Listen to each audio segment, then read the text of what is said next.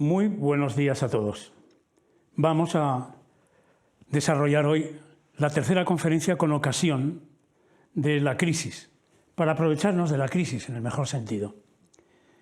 En este momento, en esta ocasión, esta conferencia es la segunda carrera profesional. Naturalmente que algunos, de los que ya conocéis, no solamente tienen una primera, una segunda, sino una tercera y una cuarta. Todos conocéis, por ejemplo, al profesor Pin. El profesor Pin ha estado en el sector público, sector privado, sector sin ánimo de lucro, en lo académico, en los medios de comunicación. Es decir, somos mucho más prolíficos y capaces de lo que nos parece. Lo que pasa es que muchas veces estamos agarrotados por miedos o por seguridades.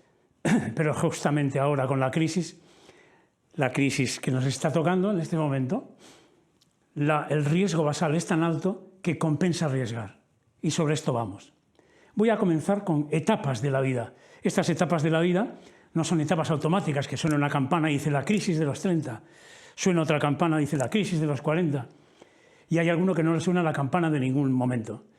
Bueno, lo normal es que en algún momento te suene algo así parecido a una campana, pero no es con estas edades tan fijas como yo digo. Pero sí, estadísticamente, son comprobables. Vamos a pasar a la primera. Bueno, la mayor parte de los que estáis aquí ya habéis pasado de los 30. Esto es más útil para vuestros amigos y vuestros hijos. Pero quiero recordar que habéis pasado por aquí. En la transición de los 30, de los 28 a los 34, bueno, hay una transparencia anterior. Ciertamente, la veo venir. En efecto. Sí, la has dado como 2 veces con el dedo, es un dedo nervioso. En los 30 años, desarrollar un sueño, aprender un oficio y tener un mentor. Eso es lo que se suele hacer. ¿Qué pasa? Bueno, aquí contraer matrimonio y formar una familia. Bueno, actualmente la gente nos casamos mucho más tarde. Por lo tanto, eso entraría en la siguiente década. Quedaros con esto, en los 30 años, desarrollar un sueño. No caerse de sueño en el sofá, sino tener un sueño para la vida, un proyecto. Encontrar un mentor, alguien que te ayude. Es convenientísimo, y esto lo volveremos a repetir después porque nos tocará a nosotros ser mentores. Vamos a la siguiente. Entramos ya dentro de los 30. Todo se siente con una mayor urgencia. Todo se ve más limitado, las cosas son más limitadas. Con los 20 y tantos todo parecía que era ilimitado, pero uno empieza a notar ciertas limitaciones, ¿sí? Y se siente el carácter fugaz de la vida, es decir, ¿cómo? Esto no puede ser. Si yo antes hacía 10 kilómetros en 57 minutos y ahora hago 10 kilómetros en 1 hora y cuarto, ¿qué pasa aquí? Vamos notando esa transición, pero somos unos chiquilines, somos unos jóvenes. Pasa a la siguiente. En esa etapa entre los 30 y los 40, la sensación más generalmente aceptada es procurar consolidar y avanzar. Consolidar lo que teníamos prendido con alfileres y avanzar hacia algún proyecto dentro de ese sueño que teníamos. También es el momento de 2 cosas: lanzar raíces profundas, enraizarse en la sociedad. Las personas somos enraizables, los animales no tanto, depende del tipo de animal, hay cada animal. Dice, por un lado, lanzar raíces profundas y, en segundo lugar, perfeccionarse profesionalmente e innovar. Muchos de los que estáis aquí habéis hecho programas en el IEM en esta época. Es un programa de perfeccionamiento directivo, perfeccionamiento profesional. Y habéis salido con grandes capacidades innovadoras como se ve actualmente en el país. Pasa a la siguiente. Estamos ya metidos más dentro, casi de los 40. El término general sería pasar de junior a senior. Bueno, en general está bien visto así. Pero lo más fundamental de esta época es una tendencia natural, por cierto, que es ser uno mismo. No ser lo que digan los demás que eres, sino ser uno mismo. Dice, ahora el adulto aspira a ser más independiente, más él mismo, menos vulnerable a las presiones y lisonjas de los demás. Sobre esto quizás aquí hacer una advertencia. Recuerdo alguna anécdota, lo diré muy rápido. Algunos que conocemos pueden caer en la tentación de este último párrafo. Ese deseo de independencia puede reactivar su cariz juvenil y llevarlo a portarse como un adolescente, cuando ya no tiene edad para eso. Es un asunto, todos conocemos a algunos. Yo conocí a uno que tenía 36 años, con una buena pinta bárbara, muy inteligente, profesionalmente muy bien, casado con un chiquilín, pero era tan brillante, bueno, en el club le llamaban el potrillo. Su mujer le decía, es que Joaquín cree que va a tener 36 años toda la vida. Y otro que estaba delante dijo, no tiene 36 años, sino 16. Tenía un comportamiento como si tuviera 16 años, siendo profesionalmente impecable. Hay que evitar eso, que es un ridículo. Pasa a la siguiente, por favor. La transición propiamente dicha, de la media edad, los 40. Hay dos tipos de factores, internos y externos. Internos, que empiezas a notar que tú ya eres, que te pones enfermo más veces y que te puedes morir. Y factores desencadenantes externos, creo yo que son los más importantes en este caso, sobre todo en nuestra situación, circunstancias y sociedad, el tener padres mayores que hay que cuidar. Esas dos cosas, el que uno se siente un poquito más limitado que con los 30, y tener padres mayores que ayuda a tener esa sensación de limitación, es lo que condiciona esta transición de la mediana edad. Te condiciona, te puede pesar, te puede llevar a tomar decisiones que a lo mejor no son las más adecuadas. En otros casos sí. Vamos a la siguiente. En esta etapa, aproximadamente la mitad de la gente continúa con lo que venía haciendo. No hay ningún cambio especial. En este no haber ningún cambio especial, lo que puede haber es un poco de hastío, de cansancio, como veremos después. También hay un porcentaje relativamente alto de gente que está en permanente inestabilidad, que no sabe estar en su edad. Es bastante corriente estas dos cosas. Pero ese avance continuado sobre la base de la estructura creada en la etapa anterior hay que tener muchísimo cuidado.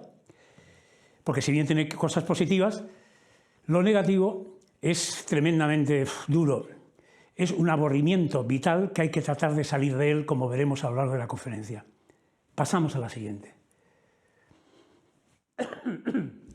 A mitad de carrera, dos autores norteamericanos de Boston, los dos viven a pocos cientos de metros o trabajan a pocos cientos de metros. Uno es Kieran Setilla, del MIT, y otro Michael Norton, de Harvard. Pues dice la del MIT, en un momento determinado, este era profesor de filosofía, y era un profesor prestigioso, publicaba mucho, pero en un momento determinado empieza a resultarle opresivas algunas cosas. ¿Qué cosas son las que le resultaban opresivas? Es decir, está continuamente apagando fuegos, evitando resultados malos, en vez de impulsar proyectos de valor existencial. Y cuando le preguntamos, ¿pero qué es ese valor existencial? Dice, eso es lo que hay que profundizar cada uno. En este caso concreto era un brillante profesor universitario, pero en lo que escribe en un momento determinado me llamó la atención, el otro día releyéndolo. Le gustaba más publicar que tratar con los alumnos. Es un tipo de académico un poco especial, pero escribe muy bien. Entonces, repito, dice una cosa difícil de asumir, la dificultad de aceptar lo que uno no puede cambiar. A lo largo de la vida hay cosas que se pueden cambiar y otras que no. Le resultaba muy difícil. Pero en este caso ya estaba harto de apagar fuegos. Lo que quería eran proyectos de valor existencial. Defínamelos. Pues ahí está, definiéndolos. En segundo lugar, el tal Norton, con dos preguntas que todos nos hemos hecho en algún momento y que son peligrosas. ¿Me está yendo mejor que antes? ¿Y qué estoy haciendo mejor que otras personas? Estas dos preguntas son muy naturales, pero son peligrosas, como comentaré después. En cualquier caso, estas dos preguntas, a tratar de responderlas, Norton llega a las mismas conclusiones que sugiere el tal Maslow, el famoso de la pirámide de Maslow, y que dice, tienes que aspirar a algo más. Cuando tienes las necesidades cubiertas, éxito, reconocimiento, dice, necesitas autorrealización, moralidad, crecimiento, autocontrol, independencia. Bueno, es todo muy subjetivo y muy personal. Quizás se olviden un poquito de que la misión de cualquier persona es servir. Sobre esto hablaremos más posteriormente, pero, entre medias, reclamo vuestra atención sobre esa U en color rojizo, que está ahí abajo, que es la curva de la felicidad de la Universidad de Warwick. Estudiaron en la Universidad de Warwick que al principio de la carrera la satisfacción suele ser muy grande. Y al final también. Lo malo es que lo de medio es muy largo. Aquí estamos hablando en medio. Lo que estamos hablando en este momento es la mitad de la carrera, en que se puede hacer muy duro. Estamos. Una atención pues interesante es la siguiente. En el paso entre esos 40 y tantos a 50 y pocos, muchos hemos tenido o habéis tenido la tentación, mientras os afeitáis o miráis las pestañas, de decir, lo que no he hecho con 45 años ya no lo voy a hacer en mi vida. Eso hoy en día no es cierto. Las cosas profesionalmente más interesantes suelen venir después de los 45 años. No era así siempre, pero ahora sí. Bueno, nos metemos en esa década entre 45 y 50 y pico. Bueno, cuando estamos en torno a los 50 siempre hay algún acontecimiento crucial. La muerte de alguien, un divorcio, un despido, en fin, hay algo que te choca. Ese shock te puede parar. Esta conferencia debe de serviros para poder salir de ese shock, para poder reflexionar y romper ese techo de cristal, como dicen las mujeres, que se tiene cuando se tiene algún shock. En la transición de los 50 a los 60 es muy frecuente. La década de los 50 puede ser un periodo de plenitud. Esto está escrito hace unos años. Ahora no es que pueda ser, que por supuesto, sino que es mucho más frecuente que sea mucho más frecuente un periodo de plenitud que de decrepitud. Los 50 años hay que verlos como una época profesionalmente muy prometedora. Pasamos los 60, entramos en la vejez. Bueno, hay que recordar que mucha gente tiene como una cifra redonda en la cabeza en que dice con 60 años ya se acabó todo. Eso era antes, o alguien que esté un poco malito. Ahora no es así. Ahora muchas cosas excepcionalmente buenas, aportadoras para la sociedad y para uno personalmente, profesionalmente, vienen después de los 60 e incluso después de los 70. Después de los 70, si estás medianamente bien físicamente, que cada vez estamos mejor, algunas personas conservan gran parte de su energía y se emplean en aportaciones certeras de valor. Es decir, la satisfacción que se puede tener en esa curva de la Universidad de Warwick arriba es cierta y es muy, muy, muy gratificante. Para el colmo de gratificación, quizás os acordéis, no los más jóvenes, de quién era el canciller Helmut Schmidt, que está aquí en rojo. Escribió un libro hace unos años que se llama Außerdienst, fuera de servicio, que es todas aquellas cosas que hizo después de los 65 años. Y tuvo una vida muy plena políticamente, congresista fantástico, etc. Pero fue su época más prolífica e influyente después de los 65 años. Esto nos puede pasar a nosotros. Vamos adelante. Y aquí viene una cosa de un queridísimo y famosísimo profesor, Romano Guardini. Tiene nombre bien italiano, sin embargo es alemán por los cuatro costados, pero bueno. Entonces me gustaría que os fijarais en lo siguiente, porque esto es difícil de verlo porque normalmente no se le suele pasar a uno, no sale en la televisión ni en las películas un poco más. A lo largo de toda tu vida, tú sigues siendo la misma persona. Y es esencial en cada momento preguntarse quién soy. Y dicen, no porque cambies, sino porque eres profundo. Y el ser de uno es mucho más profundo y se manifiesta en distintas edades de distintas maneras. ¿Quién soy? ¿Qué hago yo aquí viviendo hoy? ¿Qué vale realmente la pena? Y entonces una advertencia que va contra lo que decía el autor norteamericano Sean Norton de la transparencia anterior. No compararse con uno mismo en otros momentos, ni con otras personas en el mismo momento. Uno es lo que es, uno es único e irrepetible y tiene una misión que tiene que descubrir. A descubrir esa misión, a encontrarla, a encontrarse a sí mismo, es a lo que os invito con esta charla. Cada etapa de la vida tiene unas tareas propias, que no puedes hacer las tareas de los 50 cuando tienes 20 años, ni las tareas de los 20 cuando tienes 70. Hay que encontrar la tarea específica en cada momento. ¿Qué más cosas podríamos decir? Una pregunta. Si cada etapa tiene unas tareas éticas, o sea, que hay que hacer propias, ¿cuál es el bien a realizar en cada una? Y eso no es evidente. Eso hay que concentrarse. Eso hay que tratar de profundizar en sí mismo. Y como se ve en la siguiente, es importantísimo tener en cuenta que, ¿cómo os podría decir? Con la madurez, la vejez, la senilidad, uno se va acercando al fin de lo visible, pero se va acercando también y va siendo de una eficacia especial, porque va dependiendo menos de la forma física, depende más de otra forma psíquica, que es más útil a la sociedad en cada momento. En esto los indios, las tribus indias, ¿recordáis? Las reuniones de ancianos, los consejos de ancianos, aportaban cosas que solamente ellos podían hacer. Eso es lo que tenemos que buscar nosotros. Pero os recuerdo de nuevo que en todas las etapas vive una y la misma persona, somos los mismos. Por supuesto que hay cosas de cinismo, se ve lo mísero de la existencia, nos desengañan las personas, fallamos a las personas también. Y lo más corriente entre la gente mayor, un poco cascarrabia se les podría llamar, es convertirse en un escéptico que todo lo desprecia y se limita a hacer mecánicamente lo imprescindible para seguir viviendo. Esa es una alternativa muy frecuente. A lo que os invito, y es francamente gratificante, es o bien da a la vida aquel sí que procede de la seriedad, de la fidelidad, y adquiere una nueva percepción del valor de la existencia. A esto os invito. Vamos a la siguiente. Entonces, estamos con la crisis. Vamos a tratar de convertir peligros en oportunidades.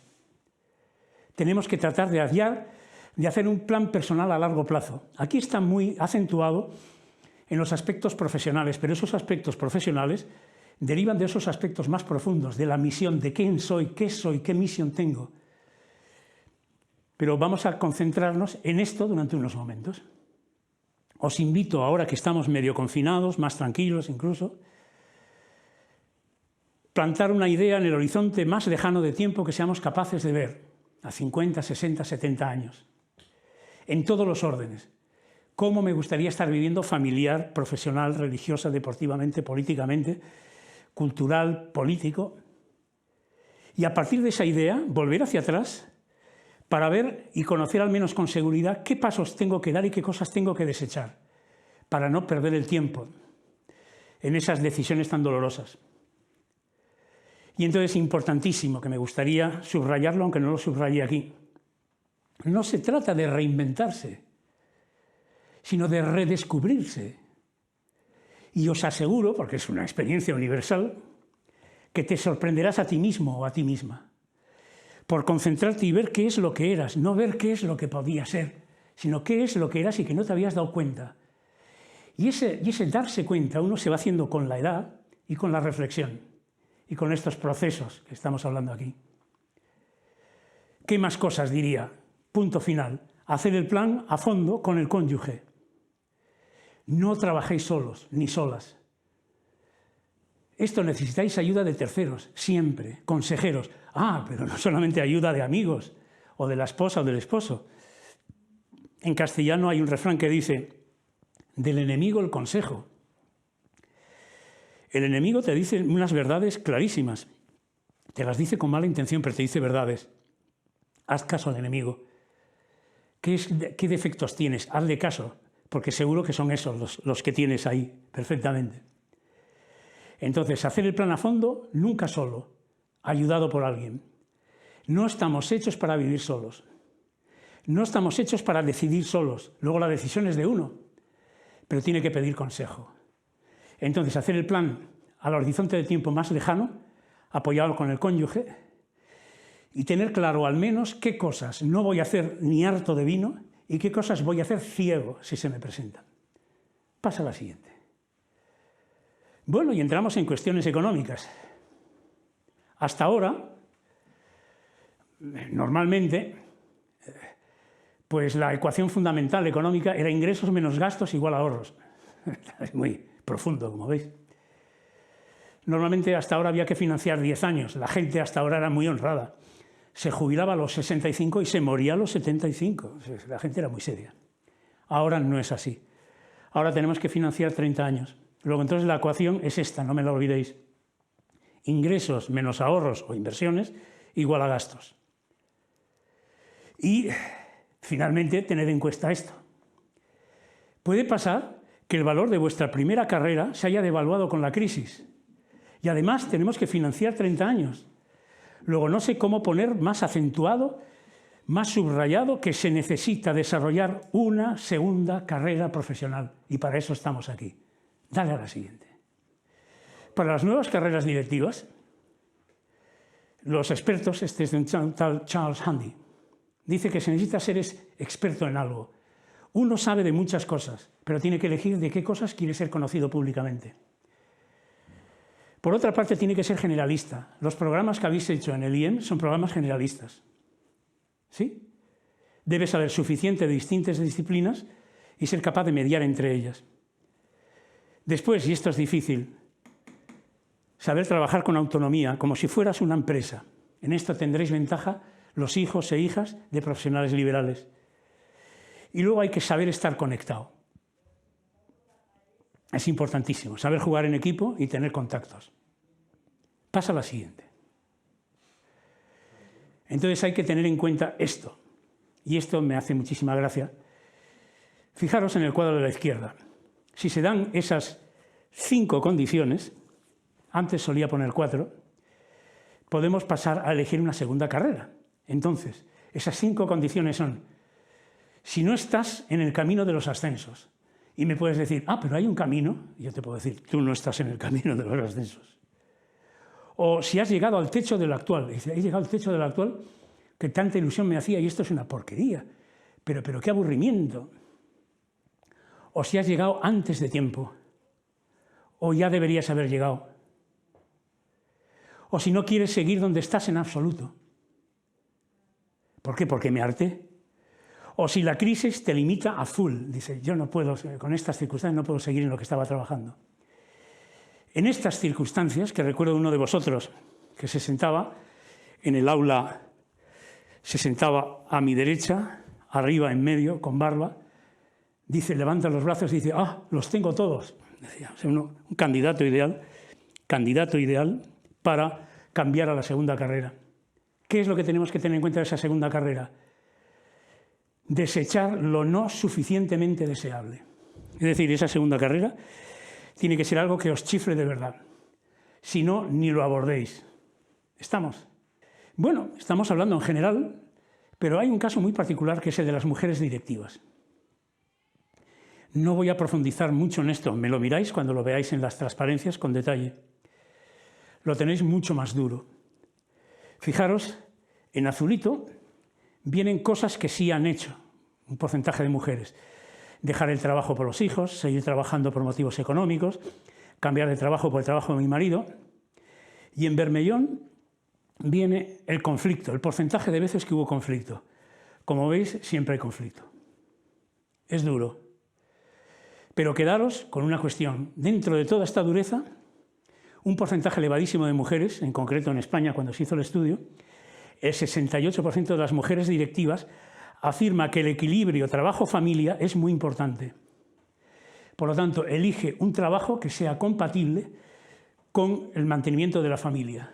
Y no por un martirio, sino porque ha descubierto que forma parte, en buena medida, de buena parte de las mujeres esa misión como esposa, como madre, como compañera, como musa. Pero lo tenéis mucho más duro las mujeres. En las preguntas, cuando me las hagáis, os puedo contestar más directamente. Pasa a la siguiente. ¿Qué nuevas carreras nos podemos meter? ¿Qué nuevas carreras podemos abordar? Bueno, yo podría decir aquí una lista inicial de cosas, pasar de ser staff a ser de línea, pasar de ser empleado a ser propietario, pasar de ser deportista de élite a un trabajador de otra cosa, a ser académico, crear una empresa, cambiar de sector, cambiar de país. Hay muchas cosas que hacer. Esto lo bajaremos con más detalle en su momento. Pero lo que es esencial para ese cambio son 2 cosas. Definir bien tu producto o servicio. ¿Qué es lo que sé hacer de verdad? Y más en concreto, esto es muy difícil de hacer. ¿Qué problemas sabes resolver? Os reto a todos y a todas a que rehagáis vuestro currículum vitae en términos no de qué hice, sino de qué problemas soy capaz de resolver. Os sorprenderéis que es muy difícil de hacer y os sorprenderéis que sabemos resolver bastantes problemas, pero muchos menos de los que creíamos. ¿Y qué dos consejos os daría para esa nueva carrera? Primero, saber salir bien de la empresa y rápido. Salir bien significa que aunque te hayan tratado mal, no hables mal de la empresa.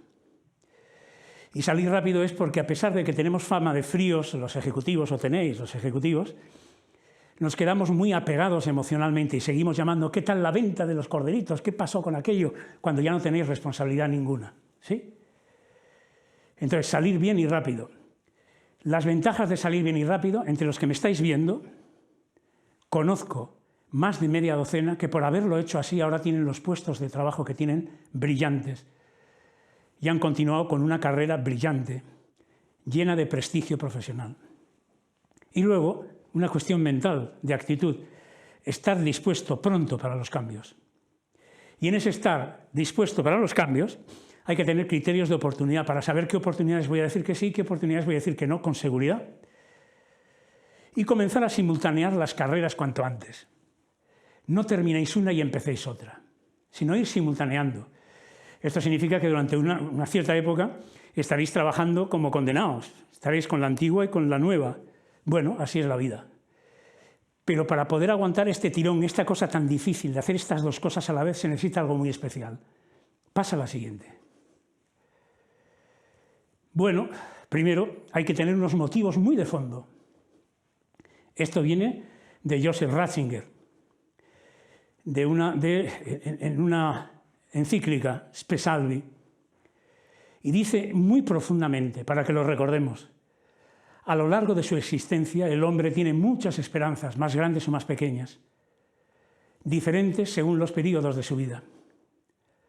A veces puede parecer que una de estas esperanzas lo llena totalmente y que no necesita ninguna otra.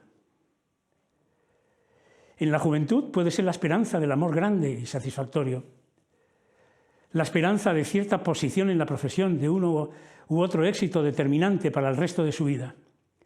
Sin embargo, es experiencia universal. Cuando estas esperanzas se cumplen, se ve claramente que esto en realidad no lo era todo. El siguiente paso en la vida te exige más, exige profundizar más, depurar más cuáles son tus motivos, cuáles son tus fines, qué cosas te mueven más. Y ahí vamos, pasa a la siguiente. Sin miedo al fracaso. El mayor riesgo personal hoy es no arriesgar. ¿Por qué? Porque el riesgo basal de la crisis es altísimo. Si te quedas quieto, te pilla la crisis. Mucho o poco, pero te pilla. Si te mueves, puedes salir de la crisis.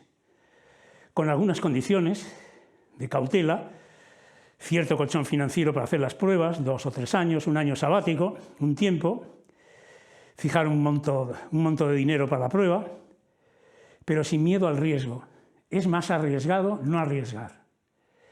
Y entonces veréis que esto es más común en mucha más gente de la que conocemos, de la que pensamos, y lo veremos cuando tengamos en vivo la conferencia y podamos dialogar. Pero pasa la siguiente, Javier. ¿Sabéis quién es este? Este es James Stewart. Y va desde que era jovencito hasta ya muy mayor.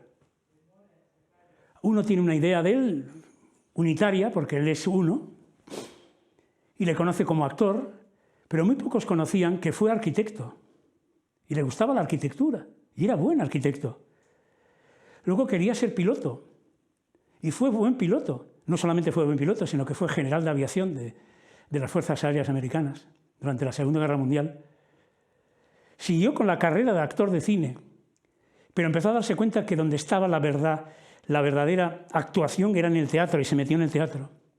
Y de mayor descubrió la televisión. Y en todas fue teniendo éxito. Pero decía cuando era viejito, que decía, si hubiera seguido toda mi vida de arquitecto me hubiera frustrado. Si hubiera seguido toda mi vida de piloto me hubiera frustrado.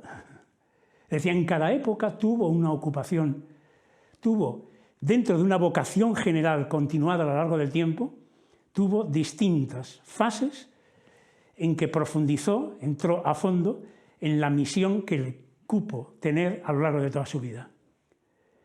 Hombre, no es que sea un ejemplo absoluto, pero es un ejemplo a seguir para ilustrar que es el mismo James Stewart en distintas fases, con distintas ocupaciones y con distintos grados de éxito en todas. Y hasta aquí hemos llegado. Que profundicéis aprovechando el confinamiento, quienes lo tengáis, o la tranquilidad para tenerlo, para profundizar en vuestra misión, en vuestra vocación profesional y humana. Y os doy tres refranes. Uno de los ejes, de los criterios para elegir, tratar de buscar cuál es la propia misión, es el servicio. Y en servicio se pueden decir tres cosas. Para servir, servir. Hay que servir para servir. Otra, vale quien sirve, sirve quien vale. Y una tercera, quien no vive para servir, no sirve para vivir. Os invito a que viváis hasta el último aliento de vuestra vida. Hasta la próxima, fuerte abrazo.